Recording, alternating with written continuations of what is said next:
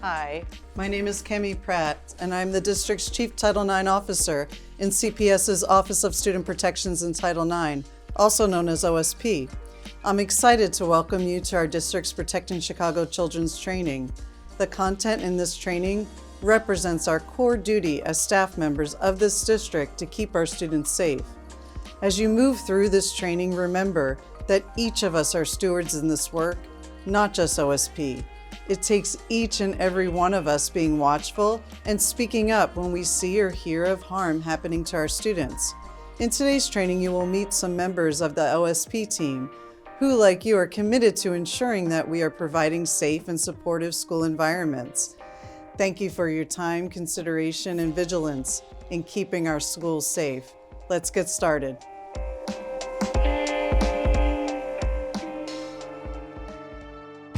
Our office was created in 2018 and is responsible for responding to and coordinating the intervention, investigation, and prevention of all incidents of discrimination or harassment based on sex or gender within CPS, with the goal of transforming our climate and culture.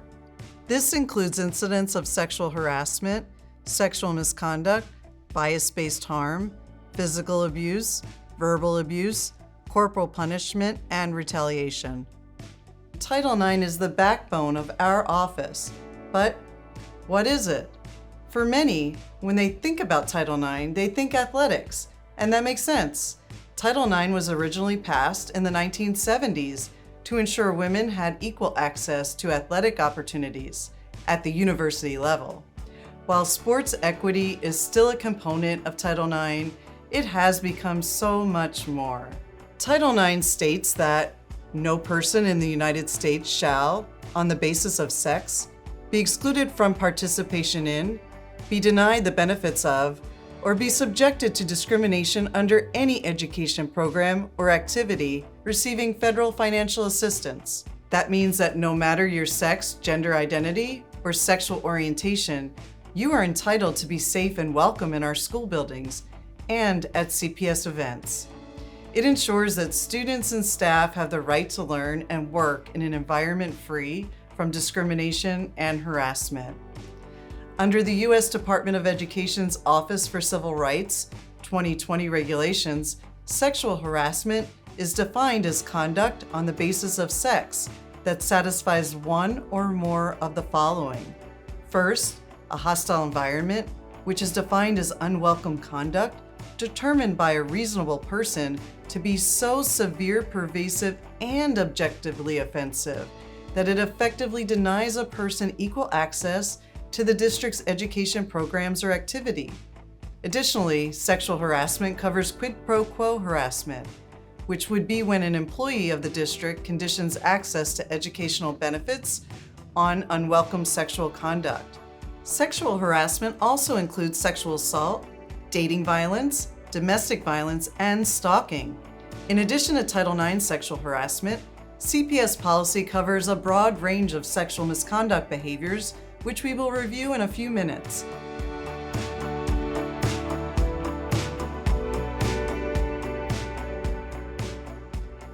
Now, I'm going to hand you over to my Deputy Chief, and I'll see you at the end of the training. Hi everyone, my name is Elizabeth Mendoza-Brown, and I am the Deputy Chief Title IX Officer. I work with Camie to ensure our students have safe and secure learning environments that are free from abuse or harassment. I'll be walking you through the rest of our training today and introducing you to some important folks in our office. Now that you have a better understanding of our office and Title IX, let's head on over to Brian Thompson, our Executive Director of Student Protections, who will share more about reporting procedures and our duty to report.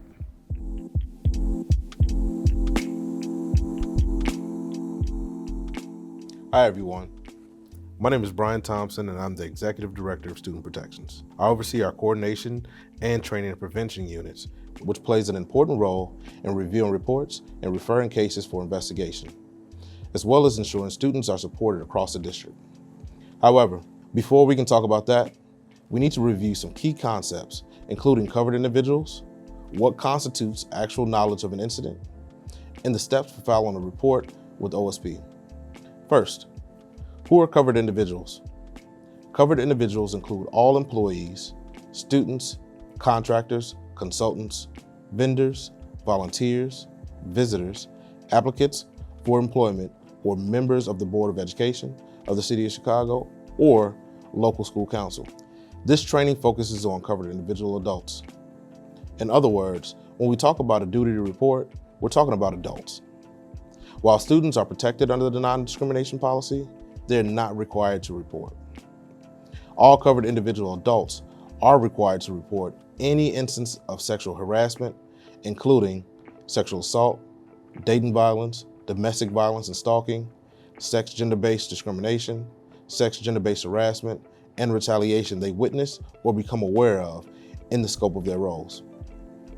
Furthermore, the district policy requires all covered individual adults to report any instances of sexual misconduct, which include grooming, inappropriate touching, sexual electronic communication, sexual bullying, sexual exploitation, exposure, voyeurism, masturbation, and retaliation.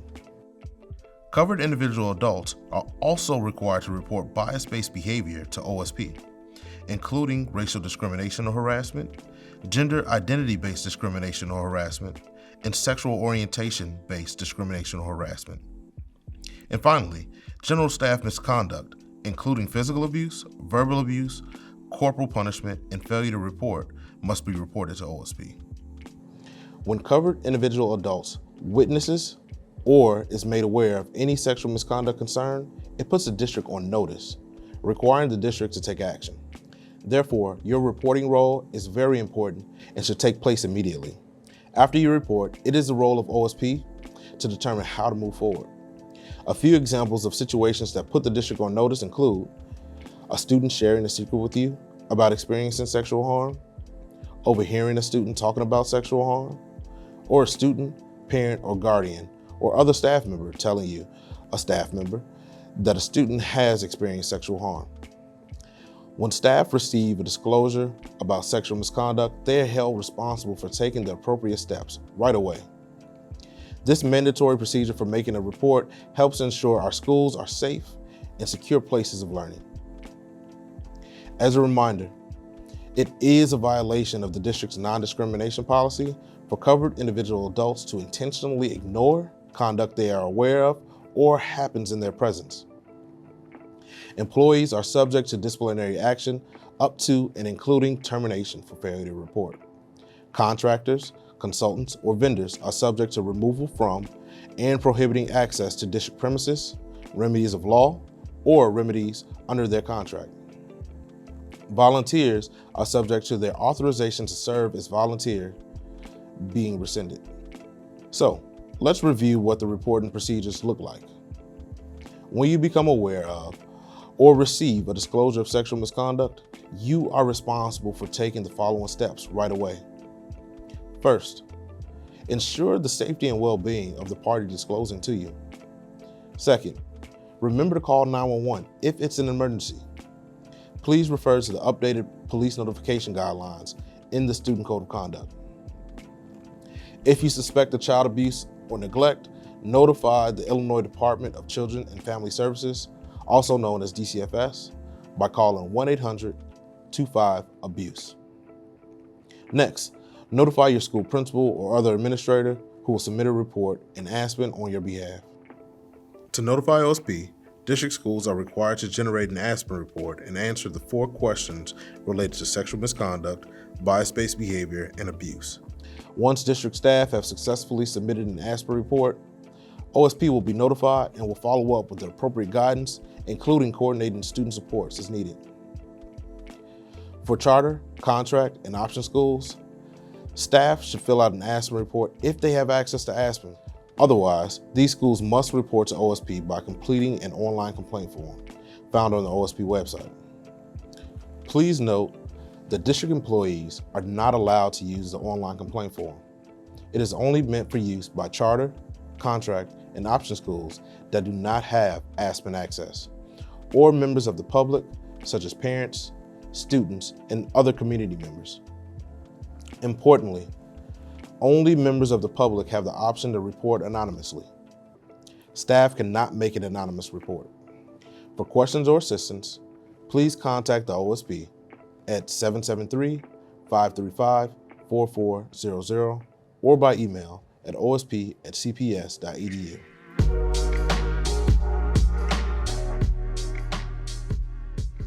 Now, let's walk through a scenario to apply what you've learned. Please note, this scenario includes strong language and discusses inappropriate touching, so headphone use is recommended. My colleague, Madeline Meyer, is going to take it from here.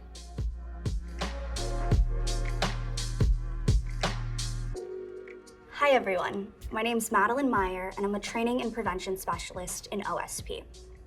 In this scenario, you are a staff member at a CPS district high school. Two students, Jane and Anna, are eating lunch in the cafeteria, and a student named Pat is talking to his friend Fred nearby. Anna could hear Pat saying things like, "Jane is a real slut and she'll sleep with anyone." Anna tells Jane, who goes over to confront Pat. When confronted, Pat grabs Jane's butt and says, "You like that, don't you?" Jane walks away angrily, unsure what else to say or do. Anna can see how upset Jane is, but doesn't know how best to support her friend. Later that day, Anna decides to confide in you about what happened to Jane. You thank Anna for coming to talk to you and let her know you might be following up. From there, you think back to your trusty Safe Schools OSP training. First, as a staff member at CPS, you remember you are a covered individual adult.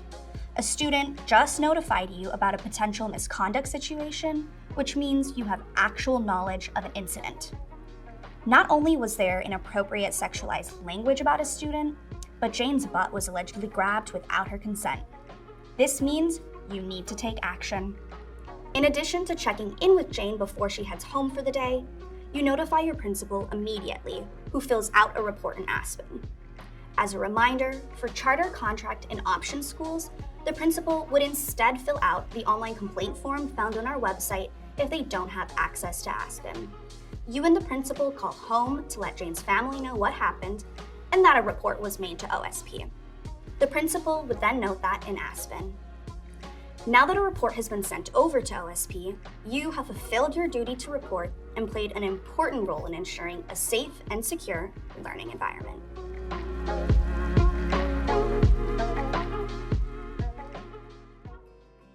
Before moving on to discuss what happens after reporting, let's take a moment to talk about retaliation.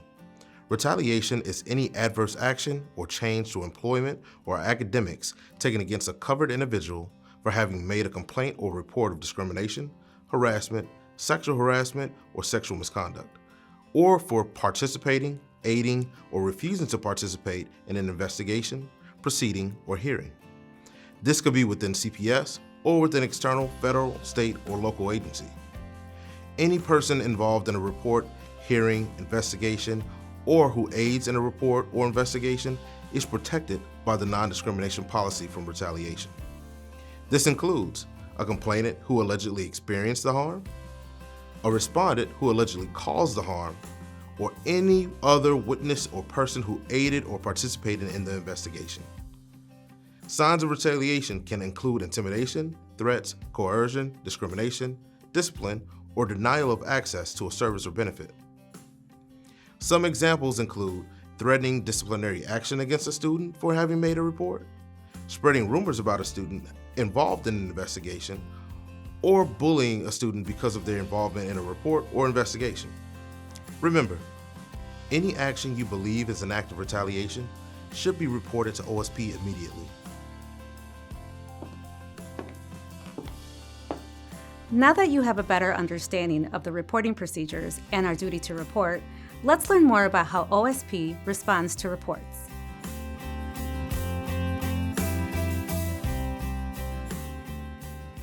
Once a report is submitted in Aspen, Aspen sends notification to OSP for review. Our coordination team reviews every case and determines whether to dismiss the report or proceed with an investigation. From there, OSP will determine which investigation type applies to the report based on the level of harm and complexity of the case. A case will follow one of the three routes. First, a case could be assigned to an OSP investigator to conduct the investigation. All Title IX investigations are assigned to OSP investigators. A less complex case could instead be assigned as a school-based investigation, and the school's Student Protection School Representative, or SPSR, along with the school administrators, will conduct the investigation with guidance from OSP. Finally, a case requires an OIG investigation for all allegations involving a district, charter, contract, or options-affiliated adult-to-student discrimination, harassment, or retaliation. For these types of allegations, the OIG will conduct an independent investigation, issue a report of findings, and coordinate any necessary student supports with OSP. Remember, schools do not determine their own investigation type, and schools only conduct an investigation if asked to do so by OSP. It's important to understand you may not receive all of the information about a situation due to student privacy. This means things are shared on a need-to-know basis. In order to protect student privacy, staff should not use the PA system or walkie-talkies to request students involved in an incident and should not talk about the incident in open areas where others can overhear. By not following this guidance, you may be inflicting more harm and may unintentionally cause retaliation to occur. We are now going to switch our attention to an important conversation about staff and student interactions. We know building rapport between staff and students is vital for creating safe and secure learning environments.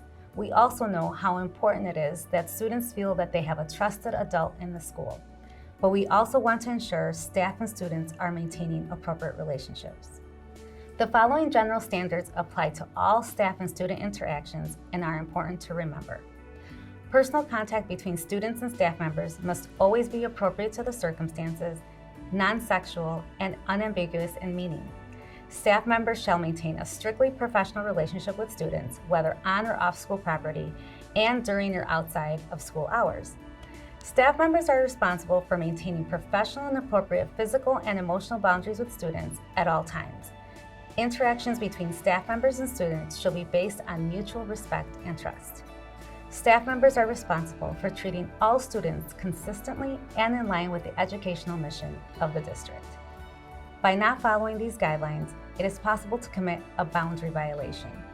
Per the policy on the reporting of child abuse, neglect, and inappropriate relations between adults and students, a boundary violation is defined as an act, omission, or pattern of such behavior by an employee that does not have a legitimate educational purpose and results in abuse of the staff and student professional relationship, or has the potential to cause harm to the student. A boundary violation may not have a sexual purpose and may only occur once, but it can still be a violation of the policy and can result in disciplinary action up to and including dismissal from employment. Examples of boundary violations include: 1. Transporting a student in a staff member's private vehicle without written permission of the student's principal and the student's parent. 2. Taking or possessing a photo or a video of a student for personal use and/or without approval from a parent or guardian or a district media consent form signed by the student's parent or guardian. 3. Meeting with a student or contacting a student outside of the staff member's professional role. As we mentioned, boundary violations may not necessarily have a sexual purpose. However, a pattern of boundary violations coupled with a sexual purpose could be grooming. Grooming is behavior a person in a position of trust or authority uses to build an emotional connection with a child or young person, including a student who may be over 18 years of age, to gain their trust and break down their inhibitions for a sexual purpose.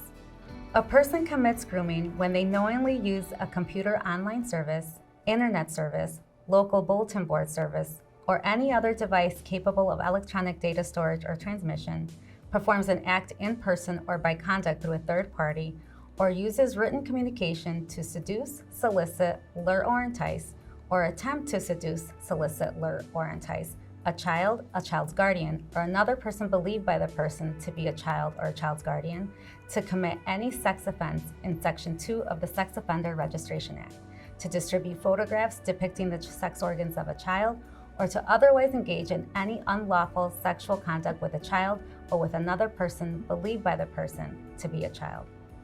A person may be grooming a child or engaging in inappropriate intimate behavior with a child when the person engages in behavior that includes but is not limited to: A. Creating or engaging in isolated one-on-one interactions with a child, such as transporting a child without the written authorization of the principal and the parent, texting or direct messaging the child.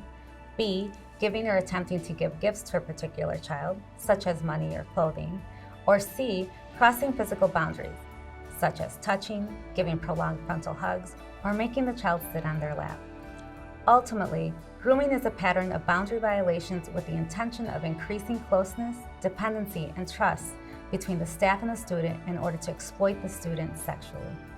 Numerous criminal statutes, such as Section 2 of the Sex Offender Registration Act, prohibit grooming and sexual misconduct between covered individual adults and students. Staff are responsible for not only being familiar with CPS policies and practices, but with these laws as well. Additionally, all covered individual adults should become familiar with the CPS reporting of child abuse, neglect, and inappropriate relations between adults and students policy, which can be downloaded at the conclusion of this training. This policy sets forth clear expectations that all employees must protect students by reporting any interactions or behaviors which suggest that an adult has or had an inappropriately intimate relationship with a child or may be grooming a child. If you suspect child abuse or grooming, you should immediately call the DCFS hotline and also submit a report to OSP using the procedures outlined earlier. This policy also defines appropriate and reasonable boundaries for staff members and students. CPS sets clear definition of boundary violations to 1, protect students from sexual misconduct and abuse, and 2, to protect staff members from misunderstandings and false accusations.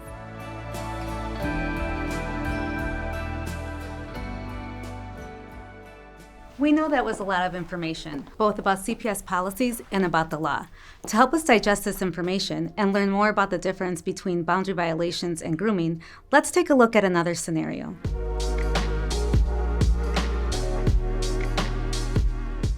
Hi, it's Madeline again with another scenario.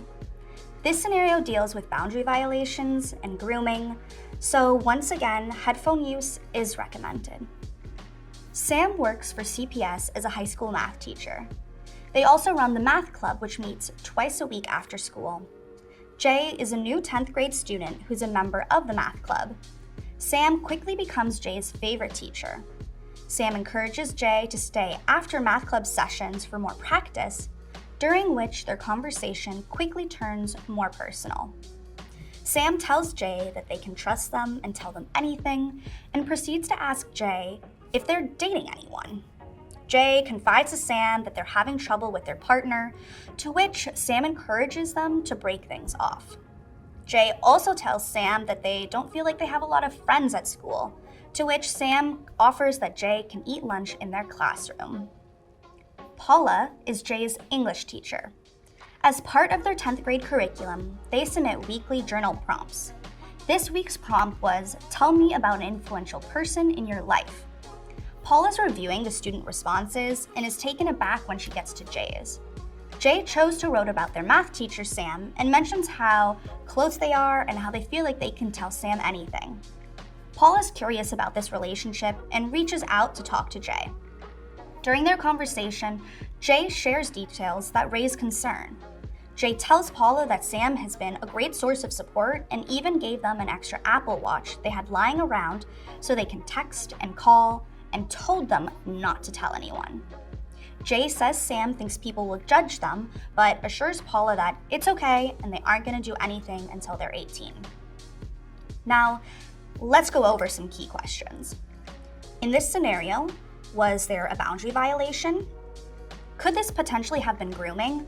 And if so, when did it go from a boundary violation to grooming? First, yes, there were actually a series of boundary violations in this scenario. Starting from the beginning, Sam engaged Jay in personal conversations, including asking questions about their romantic partner. This is not appropriate staff behavior. Next, we learned that Sam gave Jay an Apple Watch and asked them to keep it a secret. Per the child abuse policy, staff members must not single out students through gifts, and it's never okay to ask a student to keep something a secret. Furthermore, Sam communicated with Jay through this Apple Watch, which is a violation of the acceptable use policy.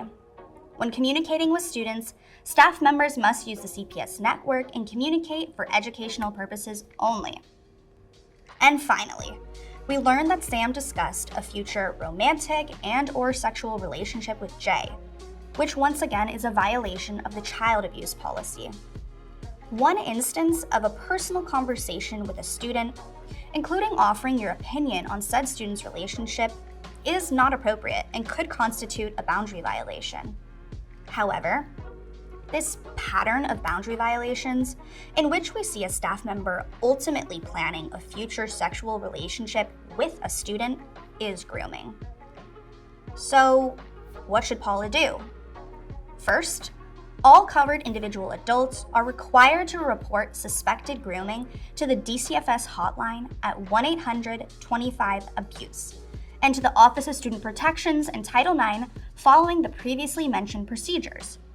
When OSP learns of an incident involving a boundary violation or grooming, we will act to provide supportive measures such as a safety plan and coordinate a response with the Office of Inspector General, who may conduct an investigation into the incident. At the conclusion of the investigation, there may be discipline or corrective action taken for the staff involved, potentially up to and including termination. If you see something, say something. By reporting suspected boundary violations, we have an opportunity to stop inappropriate and potentially harmful behaviors before things could escalate to grooming. We all have an important role to play in protecting Chicago's children.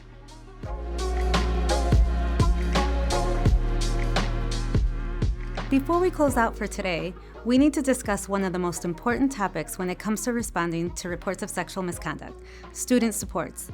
Let's go meet Maisha Bohannon to learn more.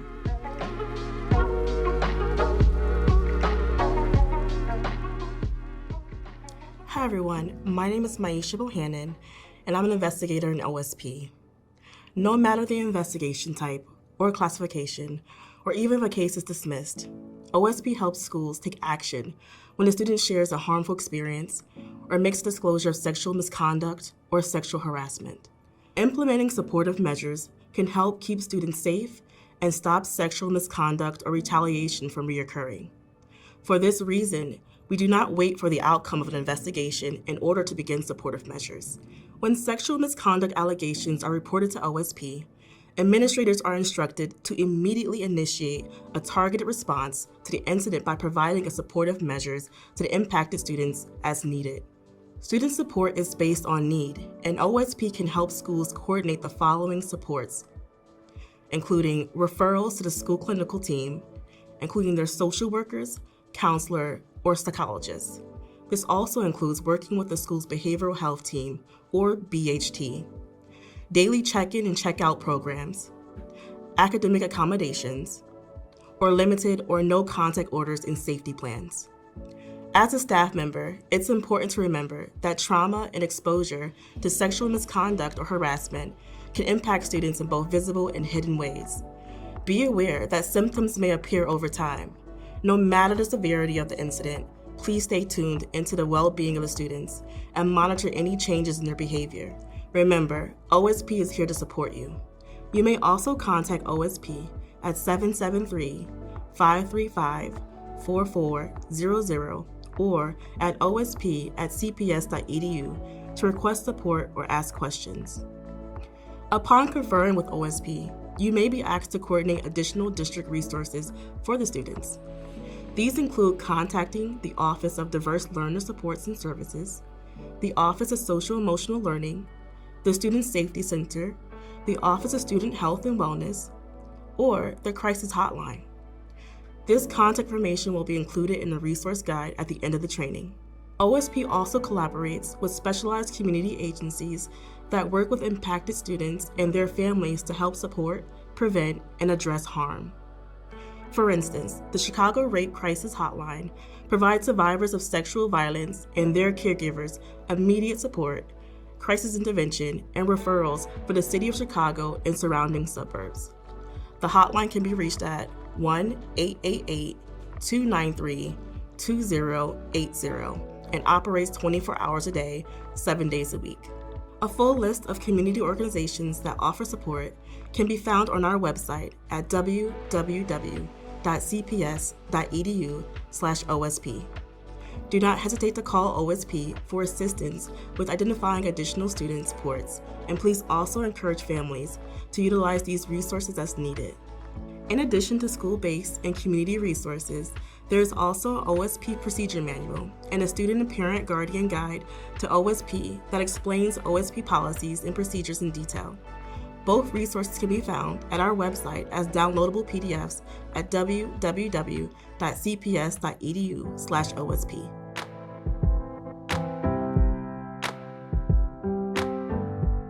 We are now at the end of our time together. Thank you for interacting with this training, and our sincere thank you for all that you do to help protect Chicago's children. As a final reminder, as the CPS Title IX coordinator, I can be reached by phone at 773-535-4400, by email at osp@cps.edu, or by mail to 110 North Paulina Street, Chicago, Illinois 60612. For your convenience, this presentation will be available on the OSP website. Thank you again for your time today.